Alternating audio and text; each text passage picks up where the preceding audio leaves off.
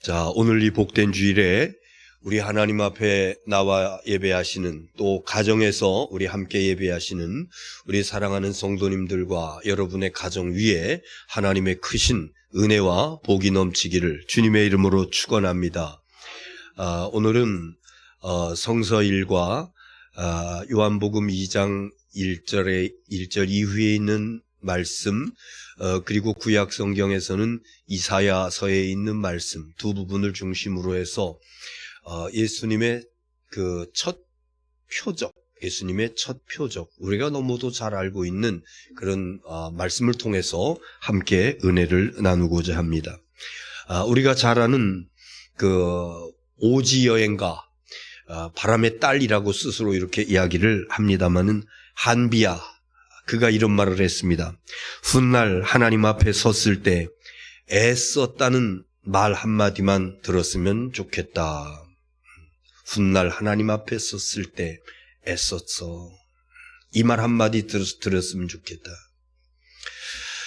우리가 잘 알고 있는 테레사 수녀, 그는 자기 스스로 난 하나님의 몽당연필이야 이렇게 얘기합니다. 그분은 이런 얘기를 했어요.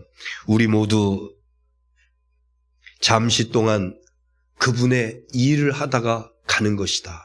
우리는 잠시 동안 그분의 일을 하다가 가는 것이다. 우리 성도들이 그때에 가장 듣고 싶은 한마디가 있습니다. 잘했다. 충성된 종아. 주님 앞에 섰을 적에 이 한마디면은 더 이상 필요 없습니다. 그래, 잘했어. 착하고 충성된 종아. 우리 주님께서 우리를 부르시고 그 주님 앞에 섰을 적에 우리 주님 앞에서 주님께서 잘했다. 착하고 충성된 종아. 이 말씀을 들을 수 있는 저와 여러분이 될 수 있기를 주님의 이름으로 축원합니다. 우리는 왜 이 세상에 보내심을 받았을까?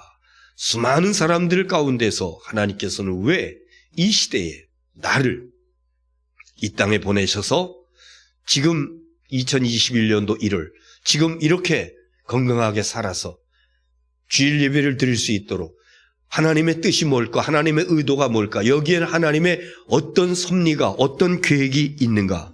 오늘 말씀을 우리가 같이 상고하는 가운데 마지막에 한번 답해 보시기를 바랍니다.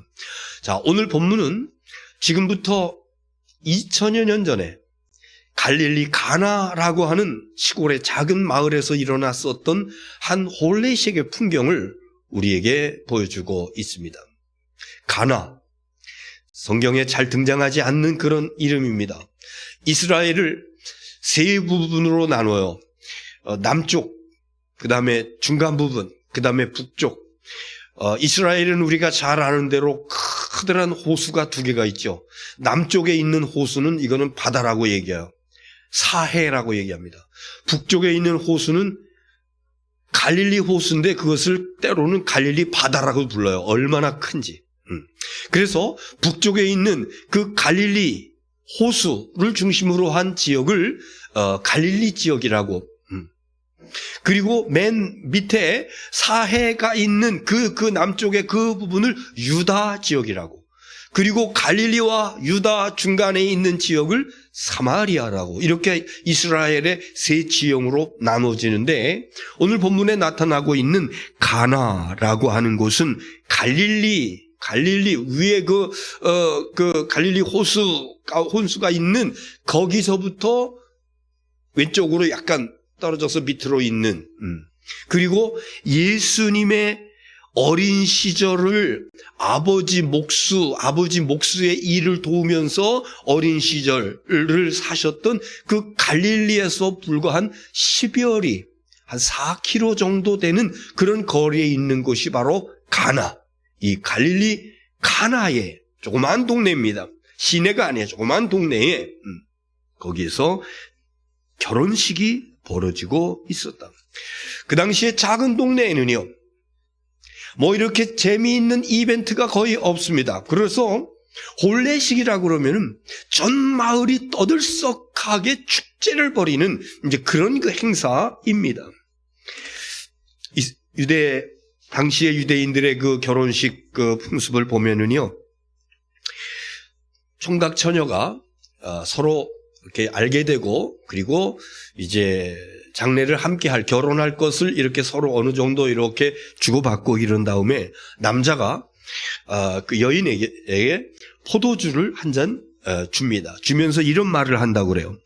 나는 당신을 나의 아내로 맡고 싶습니다. 이 포도주를 당신에게 따라줌으로써 나는 당신을 위해 나의 생명을 바칠 것을 약속합니다. 당신이 이 잔을 받아 마심으로 나의 아내가 되어주시기를 바랍니다. 프로포즈 치고는 얼마나 멋집니까? 포도주 잔을 쫙 건네면서 나는 당신을 위해서 나의 생명을 바칠 각오를 했어요. 이 잔을 받아주시고 나와 결혼을 합시다. 그래서 그 여인이 그 포도주 잔을 받아서 마시면은 결혼을 승낙한 거로 알고, 그때서부터 이 남자는 자기 집으로 가서 결혼식을 준비를 하는데 거의 한 1년 동안을 한다고 그래요. 결혼식을 하기 위해서 집을 장만을 하고 방을 꾸미고 이러면서 준비가 다 끝나면은 이제 약속한 날 그 신부될 사람의 집에 와서 그 여인을 집으로 데리고 갑니다. 그리고 결혼식 때 제일 처음 하는 것이 이들에게는 금식이에요. 금식. 이전에 나와 당신에게 있었던 허물과 실수와 잘못, 이것을 다 씻김받고 깨끗한 모습으로 시작합시다. 그런 의미를 담아서 금식을 합니다. 그래서 유대인들은 결혼식 날을 개인의 대속죄일이다. 대속죄, 이렇게 이야기들을 하고 있습니다. 이제 그 금식을 마치고, 그리고 이제 하나 되는 의식을 치르기 위해서 신방으로 들어가고, 신방에서 나와서는 이제 신랑이 우리는 한 몸이 되었습니다. 우리는 부부가 되었습니다. 그때서부터 모여왔던 그 축하 하객들이 이제 피로연을 벌이는데, 자그마치 거의 한 일주일 정도를 동네가 떠들썩하게 잔치를 벌이는 겁니다. 그래서 이 잔치를 준비하기 위해서 신랑은 거의 1년 동안을 준비한다고 그래요. 돼지도 키우고 닭도 키우고, 돼지는 잘 안 먹지, 이스라엘 사람들은. 아무튼 뭐 짐승도 키우고 떡도 하고 술도 포도주도 미리 담궈놓고 손님들을 초대해서 일주일씩이나 잔치를 하는데 만약에 중간에 음식이 떨어졌다, 이건 낭패야. 이거는 굉장히 수치스러운 겁니다. 제가 어렸을 적에도 저희 동네에는 결혼식 풍경이 이랬었어요.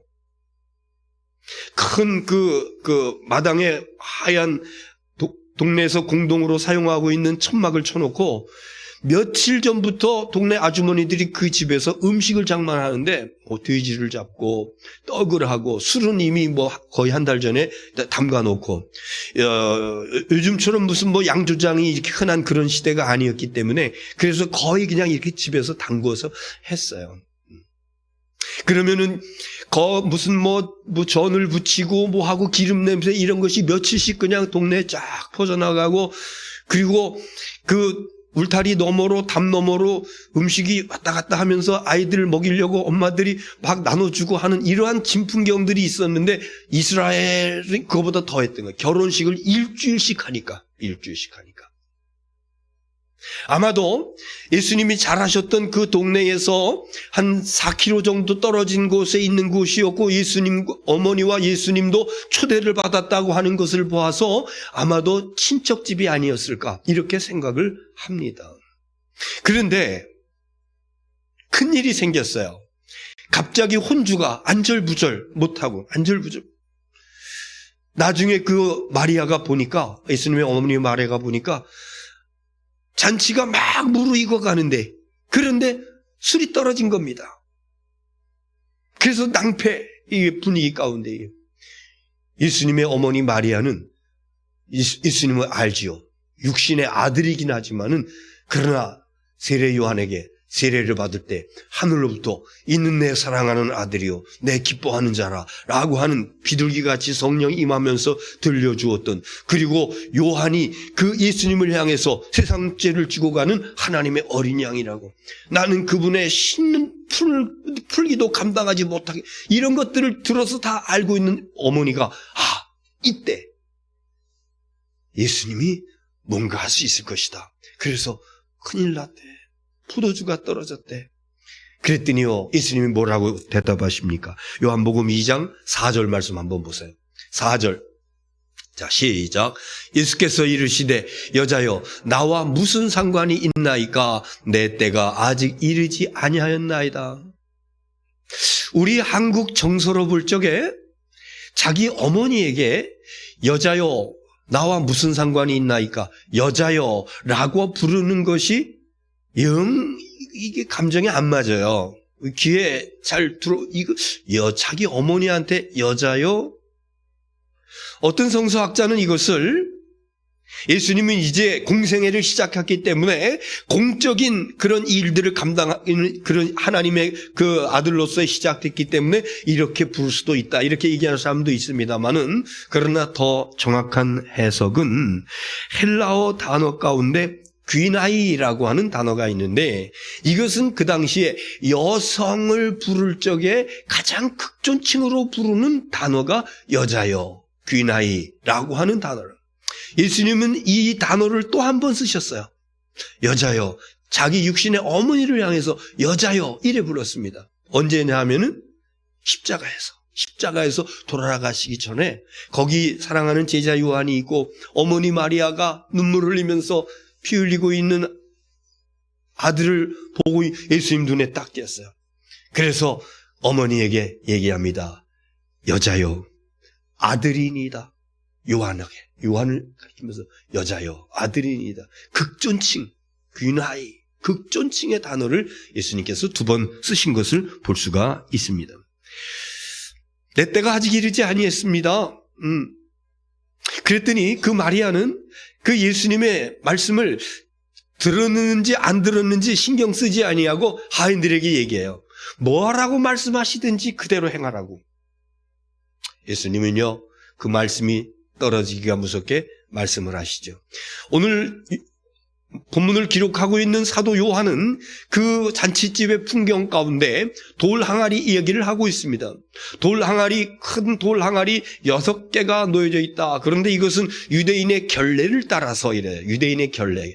유대인의 결례가 뭐냐 하면요, 유대인들은 밖에서 돌아왔든지 아니면은 손님이 왔든지 이러면은 문 앞에 항아리가 있어서 물을 준비해 놨다가 그 물로 손을 씻기도 하고 발을 씻기기도 하고, 그런데 수많은 잔치 그 하객들이 오니까는 얼마나 많은 물이 필요하겠어요. 그래서 커다란 돌 항아리 6개가 놓여 있다 그랬어요. 예수님께서 그 하인들에게 여기 물을 채우시오. 그래서 하인들이 물을 갖다가 다 채웁니다. 다 채우니까 예수님이 하신 말씀이 이 물을 떠다가 연회장에게 주시오. 그래서 그 연회장에게 갖다가 주는데 그 순간에 물을 갖다가 붓고 그리고 떠서 갖다가 주는 그 순간에 이 물이 뭘로 변했다고? 포도주로 변했다고. 그래서 연회장이요, 그 포도주를 떨어진 거를 아는데 어디서 났지? 이러면서 맛을 보는 겁니다. 맛을 보고 극찬을 해요. 자, 10절에 있는 말씀. 10절. 자, 시작. 요한복음 2장 10절. 10절 시작. 말하되 사람마다 먼저 좋은 포도주를 내고 취한 후에 낮은 것을 내거늘 그대는 지금까지 좋은 포도주를 두었도다 하니라. 보통 사람들은 그렇대요. 처음에 좋은 거, 맛있는 거, 잘 익은 거 이거 내놨다가 이제 사람들이 어느 정도 취기가 올라오고 그러면 그 다음부터는 하급, 맛 없고 이런 거, 그런 뭐를 내놔더라도 그때는 구별이 되지가 않으니까 보통 사람들이 그래 하는데, 그런데 이 집은 어떻게 된 거야? 맨 마지막에 가장 맛있는 것이 나오니까 어떻게 된 거야? 이러면서 신랑에게 극찬하면서 이야기를 하다. 자, 그래서 오늘 결론은 어떻게 났는가? 잔치집에서 잔치가 아주 깨끗하고 말끔하게 성대하게 잘 끝났더라? 아니면은 신랑 신부가 결혼을 해서 아들, 딸 낳고 행복하게 잘 살았더라? 이런 내용은 없어요. 그냥 거기까지만 결혼식 풍경을 이야기합니다. 그런데 마지막 결론을 사도 요한은 이렇게 한 절로 정리하고 있어요. 자, 11절. 오늘의 결론입니다. 11절. 자, 시작. 예수께서 이 첫 표적을 갈릴리 가나에서 행하여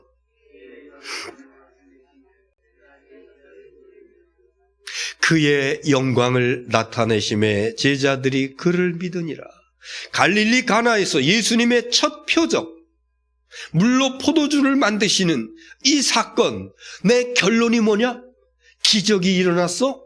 그래서 잔치집에 낭패해 볼 만한 그런 일이 있었는데 무사히 마쳤어? 이거 결론이 아니에요. 이 사건의 결론은 주님의 영광이 나타났다. 주님의 영광이 나타났다. 그리고 주님의 영광이 나타난 것으로 인해서 제자들이 어떻게 됐다고? 믿게 되었다. 제자들에게 믿음이 생겨지게 되었다. 이겁니다. 네. 영광, 헬라어로 독사라고 하는 그런 그 단어는요, 하나님의 임재, 하나님의 영광, 하나님을 찬양, 이런 단어를 쓸 적에 독사라고 하는, 그 영광이라고 하는 그런 단어를 사용하고 있습니다. 피조물인 인간이 하나님을 직접 만날 수는 없어요. 하나님을 직접 만나면 사람은 그 영광의 임재를 감히 범접할 수가 없어요. 그래서 하나님께서 하나님을 직접 만날 수 있는 것 대신에 하나님의 어떤 그 영광을 보여주십니다. 대표적으로 솔로몬 성전을 건축을 하고 낙성식을 할 적에 그때 이제 하나님의 영광의 임재가 빽빽한 구름 가운데 성전에 가득했다고 말씀하고 있습니다. 하나님의 영광의 임재를 경험하고 난 백성들에게는 그 감탄하는 거야. 놀라는 겁니다. 그 광채에 놀랍니다. 뿐만 아니라 자기가 그러려고 의도한 것 아니었었는데 하나님의 그 영광의 임재 체험을 한 사람들 가운데 대부분은요, 나 자신이 부끄러움을 느껴요. 나 자신이 죄인된 것이 보여져요. 느껴져요. 그래서 자복합니다. 통회합니다. 하나님의 영광의 임재를 경험한 백성들은요, 내 입에서 찬양이 터쳐나옵니다. 기쁨이 솟아나오면서 하나님을 찬양하고 하나님을 경배하고 하나님께 영광을 돌리고, 그리고 또 중요한 현상 중에 하나는 뭔고 하니 내게 남아있었던 의심이라고 하는 것이 완전히 싹 사라져버리고 하나님에 대한 전적인 믿음이 생겨요. 아, 하나님 살아계시는구나. 아, 하나님이 내 아버지시구나. 이것이 순식간에 확 깨달아지고 믿어지고 인정되어지고. 그래서요, 물로 포도주를 만드신 기적이 일어난 것, 이것이 중요한 것이 아니라 이 사건에서는 11절에 말씀하고 있는 그리스도의 영광이 나타났다, 주님의 영광이 임했다라고 하는 것입니다. 여러분, 기적이 뭐예요? 사람이 보통 할 수 없는 것, 평소에 사람이 할 수 없는 것이 확 일어나는 것을 갖다 기적이라고 그래요. 미라클.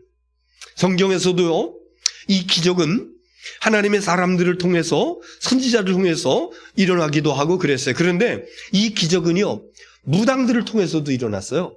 이 기적은요, 술사들을 통해서도 일어났어요. 대표적인 것이 모세가 막대기를 가지고 바로 앞에 가서 내 백성들을 내놓으시오. 그래 말을 안 들으니까 그 지팡이를 갖다가 팍 던지니까 그게 뭐가 돼? 뱀이 되잖아요. 그런데 그 옆에 있었던 바로의 술사들도 자기들의 지팡이를 팍 던지니까 뱀이 돼요, 안 돼요? 돼요. 기적의 역사들은요,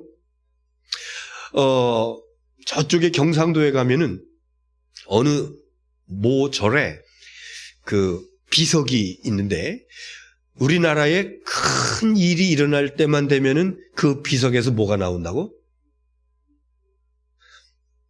피가 나오는 게 아니고 땀이 난대요. 땀. 표충사 밀양에 있는 건데요. 이런 것들도, 근데 이제 그 절에서도 그런 이야기를 하고, 아마도 기온차로 인해서 결류 현상이 아닐까, 뭐 이런 것들을 사람들이 이야기합니다만, 아니 기적이라고 치자고. 그러니까 기적은 여기도 할 수 있고 여기도 할 수 있고 저기도 할 수 있고, 그런데 우리가 하나님 앞에서 경험하게 되는 기적은요, 꼭 같이 동행하는 것이 있습니다. 꼭 같이 나타나는 것이 있습니다. 이게 뭡니까? 하나님의 영광이에요. 하나님의 영광의 임재입니다. 하나님의 영광 체험입니다. 다른 무당이라든가 박수라든가 또 다른 여러 가지 기적을 행하는 이런 사람들에게서는 하나님의 영광의 임재가 없습니다. 그러나 믿음으로 하나님 앞에 살아가는 백성들에게 사람이 할 수 없는 그 놀라운 역사들이 나타날 때에는 그냥 불가능한 것이 가능하게 되는 이런 그 변화만 나타나는 것이 아니라 거기 하나님의 임재 역사가 나타나게 되고, 그래서 그 앞에 엎드려지게 되고, 나의 그 죄인된 모습이 발견되어 깨달아지게 되고, 그래서 하나님 앞에 통해 자복을 하고, 그리고 찬양이 넘쳐나오고, 그리고 미지근했던 믿음이 확실한 믿음으로 바뀌어지는, 이것이 하나님의 영광의 임재를 체험한 하나님의 백성들에게 나타나는 현상이니, 기적뿐만 아니라 내가 할 수 없는 것이 이루어지는 기적뿐만 아니라 하나님의 영광의 임재가 저와 여러분의 삶 속에 나타나게 되기를 주님의 이름으로 축원합니다. 일찍이 이사야 선지자는요, 그것을 이렇게 이 백성들에게 노래하면서 하나님의 영광을 이야기를 하고 있습니다. 이사야 62장 1절서부터 보겠습니다. 3절까지 시작. 나는 시온의 의가 빛같이 에루살렘의 구원이 횃불같이 나타나도록 시온을 위하여 잠잠하지 아니하며 에루살렘을 위하여 쉬지 아니할 것인즉. 2절. 이방 나라들이 내 공의를 뭇 왕이 다 내 영광을 볼 것이요 너는 여호와의 입으로 정하실 새 이름으로 일컬음이 될 것이며 너는 또 여호와의 손에 아름다운 관 네 하나님의 손에 왕관이 될 것이라. 아멘. 이 말씀의 배경이 뭐냐면요, 이스라엘 백성들이 바벨론의 포로로 끌려갔다가 다시 예루살렘으로 돌아왔어요. 포로 귀환입니다. 그런데 돌아와 보니까는 완전히 예루살렘은 황폐화되어 있고 마치 옷 벗은 것과 같이 부끄러운 그런 모습으로, 아주 초라한 그런 모습으로, 그래서 슬픔 가운데 탄식하며 앉아있는 이 백성들에게 이사야 선지자는 노래를 불러주는 거예요. 하나님의 놀라운 그 횃불이 너희들에게 임할 것이야. 그리고 예루살렘은 하나님의 손에 들려서 화려한 왕관처럼 빛나게 될 것이야. 이러면서 이 백성들을 격려하고 위로하고 있는 거죠. 자, 그 다음에 4절, 5절 보겠어요. 시작. 다시는 너를 버림받은 자라 부르지 아니하며 다시는 내 땅을 황무지라 부르지 아니하고 오직 너를 헵시바라 하며 내 땅을, 이는 여호와께서 너를 기뻐하실 것이며 내 땅이 결혼한 것처럼 될 것임이라. 5절 시작. 마치 청년이 처녀와 결혼함같이 내 아들들이 너를 취하겠고 신랑이 신부를 기뻐함같이 내 하나님이 너를 기뻐하시리라. 아멘. 4절 말씀을 띄워줘 보세요. 4절. 너는 헵시바라 하며, 하나 둘 셋 네 번째 줄에 오직 너를 헵시바라 하며, 그 다음에 내 땅을, 저기 이거 물음표는요 뷸자가 빠졌네요. 뷸라라 하리니. 다 같이 헵시바, 뷸라.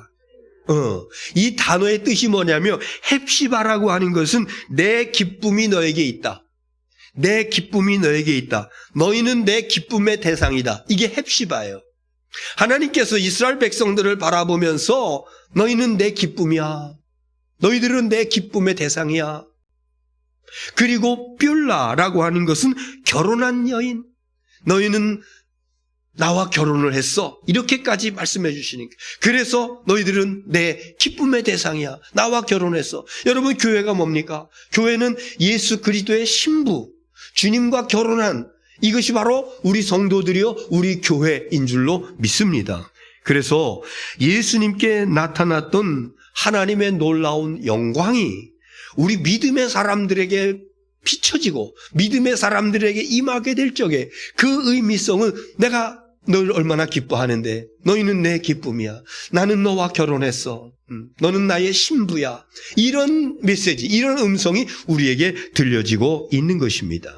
자, 결론을 말씀드려요. 제가 처음에 말씀드린, 왜 하나님께서는 저와 여러분을 이 땅에 보내셨는가? 왜 하나님께서는 이 코로나19가 창궐하고 있는 이 시대에 우리가 이렇게 살아서 건강하게 오늘 예배하면서 영광을 돌릴 수 있도록 하나님께서 왜 우리를 이렇게 보내셨는가? 성도는 무엇인가? 이 세상은 근심과 걱정과 불안과 초조, 염려 가운데 살아가고 있는데, 그런데 그 가운데서 갈릴리 가나에서 있었던 물이 포도주로 변화된 것과 마찬가지로 과거의 내 삶을 돌아보니까 물 정도가 아니라 구정물 같은 그런 내 존재로 보여져요. 과거에 내가 하나님을 알지 못하고 예수님을 알지 못했을 적에, 과거에 내가 세상과 더불어 살았을 적에 내 모습을 바라보니까 구정물과 같은 그런 그 존재였었는데, 어느 순간 하나님의 영광이 내 심령 속에 비춰오면서, 그러면서 예수를 나의 구세주로 고백하게 되고 예수님을 나의 주님으로 고백하게 되고, 그 순간 우리는 생명의 빛으로, 생명수로 발리워지는 놀라운 하나님의 거룩한 백성으로 바뀌어진 줄 믿으시기 바랍니다. 이 백성들에게 하나님께서 말씀하셔, 너는 내 기쁨이야. 나는 너와 결혼했어. 너는 나의 신부라. 이렇게 말씀하시는 것입니다. 우리 신랑 되신 주님께서 오늘 이렇게 말씀하셔요.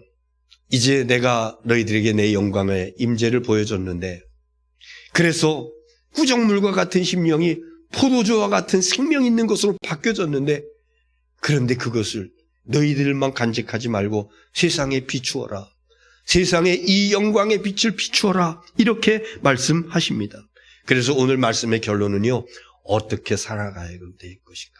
난 어떻게 살 것인가? 내 존재가 이런 존재라 그러면은 물이 변하여 포도주가 된 것 같이 구정물이 변하여 생명의 그런 그 생명체로 바뀌어진 이 놀라운 은혜, 하나님의 영광의 임재가 우리 가운데 임한 존재라 그러면은 나는 이 세상에 어떻게 살 것인가? 우리 모두 훗날 하나님 앞에 섰을 적에 애썼다. 아무개 집사야, 아무개 권사야, 애썼어. 그래, 착하고 충성된 종아. 이 칭찬 받을 수 있는 저와 여러분 될 수 있기를 주님의 이름으로 축원합니다. 기도하겠습니다.